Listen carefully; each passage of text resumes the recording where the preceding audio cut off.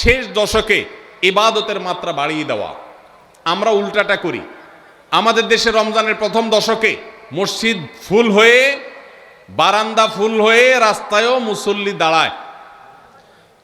আর 10 রমজান চলে গেলে 20 রমজান পর্যন্ত বাহিরের মুসল্লি কমতে কমতে বারান্দার মুসল্লি কমে ভিতরে চলে আসে।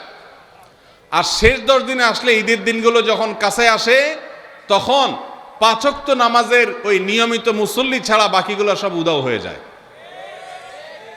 নবী সাল্লাল্লাহু আলাইহি সাল্লাম কি করতেন? তার উল্টাটা।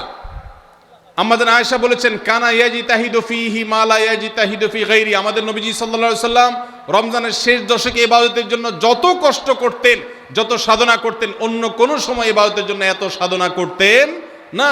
অথচ আমরা দেখা যায় শেষ দশক অবহেলা কাটাই। এই জন্য ভাইরা, শেষ দশকে ইবাদতের পরিমাণ আরো বাড়িয়ে দিতে হবে, আমলের পরিমাণ বাড়িয়ে দিতে হবে। এটাই আল্লাহ তাআলার নির্দেশনা, সেটাই রমজানের শেষ দশকের আমল।